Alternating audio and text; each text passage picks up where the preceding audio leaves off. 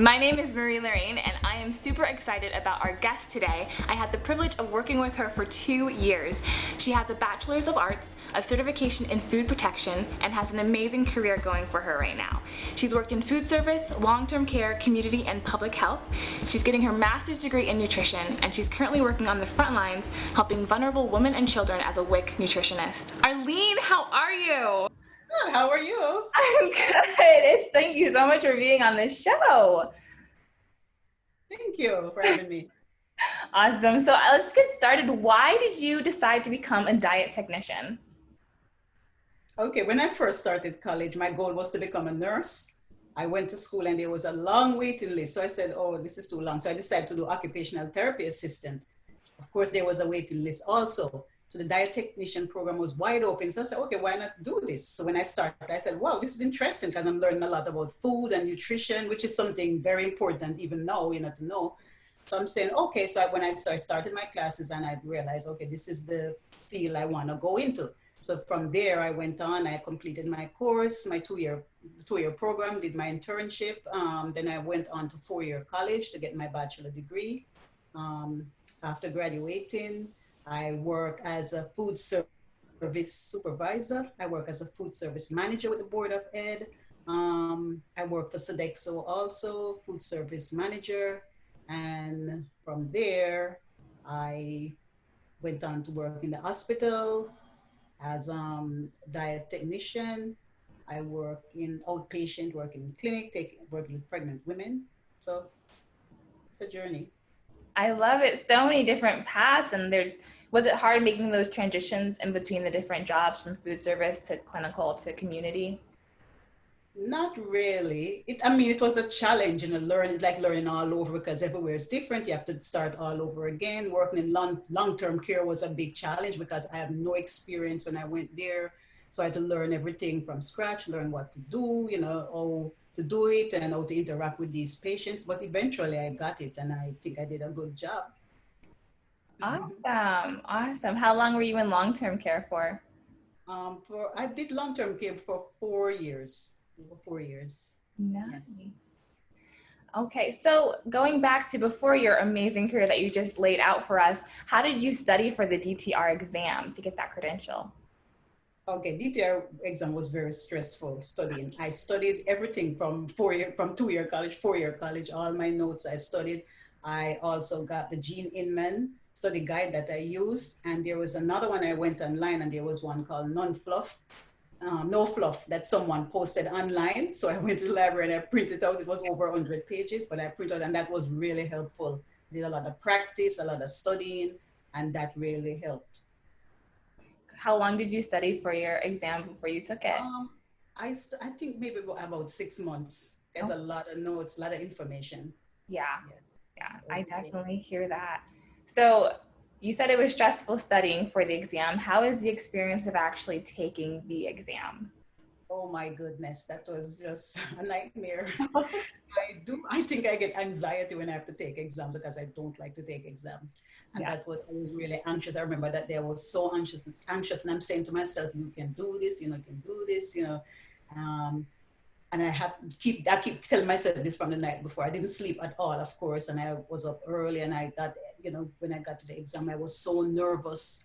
And when I went and I did that exam, and I'm telling myself, okay, you can do it, you're gonna pass, you're gonna pass, you're gonna pass, and I just keep saying it. And once I finish, and then when it stopped sudden, and then it started to go, and you say, okay, the questions come, all the questions. I said, oh, and when I saw it pop up, I was, oh, thank you, Jesus, I'm so excited. Right. So you passed on the first try. No, I did not. I had to take it a few times.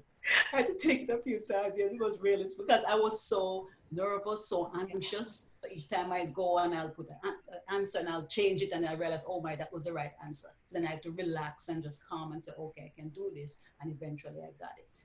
Okay. So how many times did you have to take it? Maybe about 6, 7. Wow, you're a fighter. I love that you kept going for it. That's awesome. Wow. That's awesome.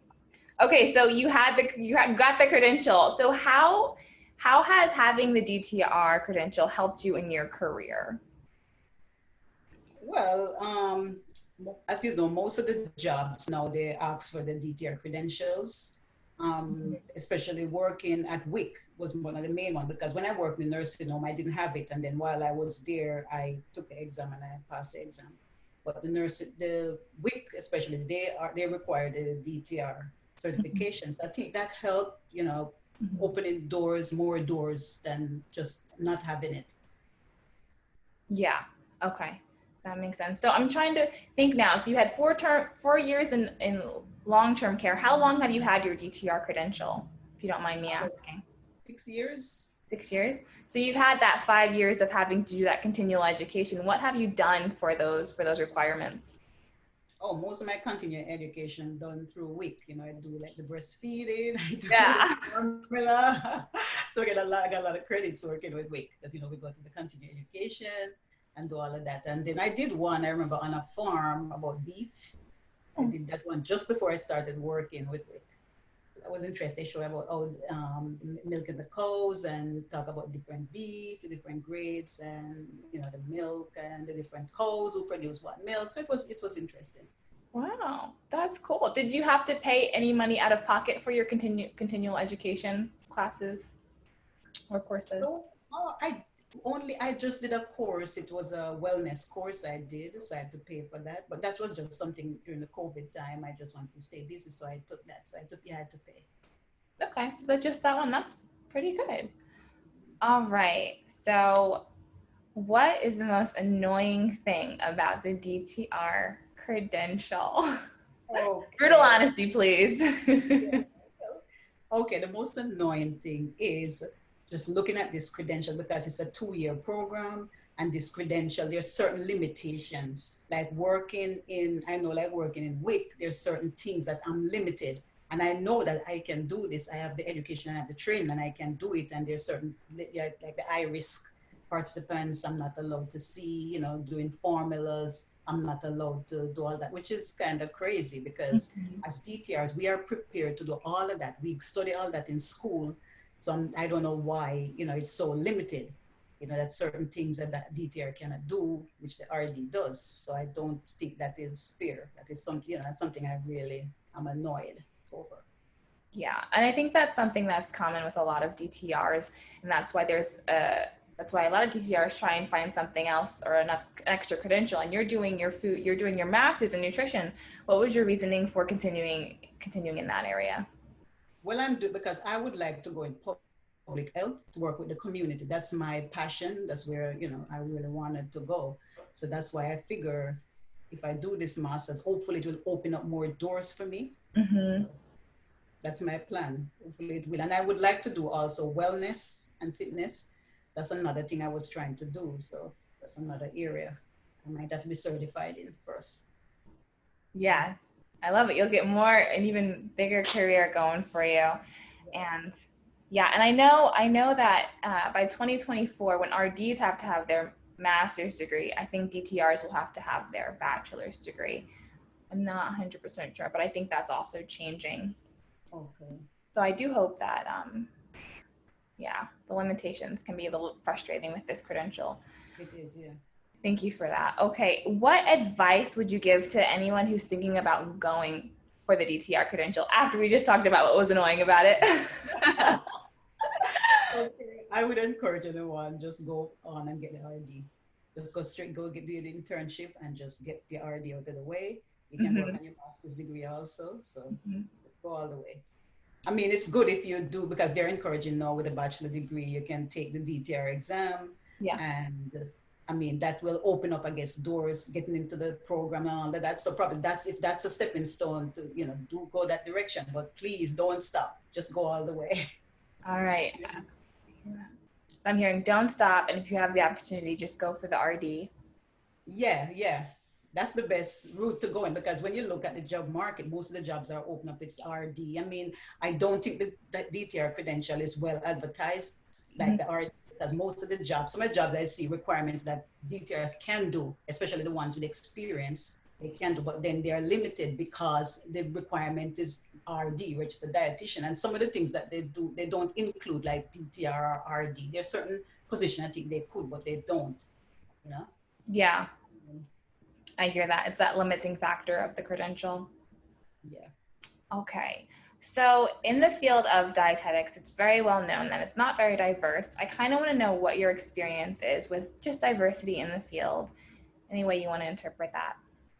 Well, working even in long-term care, for instance, there's a lot of different population. I mean, it's the geriatric population, but different from different areas, like different backgrounds. Even in WIC, we meet people from different background, different culture, different countries. So it's good. I mean, working in WIC for me, it's very good because all these different people I meet, different languages, and then we're forced to like learn. It's good to like learn a second language, Mm. to communicate with different people. So are you learning a second language? Yes, I'm learning. My Spanish is actually getting much better. Oh, muy bien. Love it. I like that perspective that you have a lot of diversity in the clients that you'll work with and participants that you'll work with. That's awesome. Anything else, or do you have any resources that you want to share with that have been helpful for you in your career? Well, what resources? I mean the websites. There's a I can't remember this website. Then there's one called Nutrition 411 or Dietitian 411. That's have a lot of information. There's also the DTR website, the DTR DTR Central. Central. Yeah, that's a good resource to go on because they have so much information. When I go on, I learn so much, and at least they feature the different DTRs and things that they are doing because I didn't even know even DTRs could have their own business and all these things. And I'm saying I'm really inspired, by these ladies, what they put up and the things that they do. So I'm trying. That's why I'm like trying to look and say, what can I do, to be like these ladies, something like them. So that's a good resource, I think, to start with. Love it. I know about the diet tech central one, but the nutrition 411, that's interesting. I'm gonna have to look into that one for myself. Website, yeah. And anything else you want to share before we close out this interview? Well, don't limit yourself as a DTR. There are other certification that you can also get, like in health, wellness coaching, health coach, what do you call it, personal trainer, other things that you can get. So don't limit yourself because there's so much that you can do. You just have to work hard at it. Whatever you want to do, you just go for it. So. I love it. You're so inspiring. Go for it. Do it. Even take the test 7 times, you'll still get it. I love it. And then don't stop at the DTR. Those are my takeaways. I think those are so awesome. Thank you, Arlene, for your time. I really appreciated talking with you. Is there any way, if people have questions, how can they contact you? Or do you want to be contacted for questions? All right, you want to use my email? Okay, I will leave the email down in the description box below, so you guys can email Arlene if you have any specific questions for her. And just to reiterate, her specialty in nutrition is in community nutrition and clinical nutrition. Is that correct? Right. No, long-term care. Long-term care nutrition. Geriatric, yeah. Geriatrics. All right. Well, thank you so much, and thanks for watching, guys. Make sure you tune in for our next DTR Spotlight.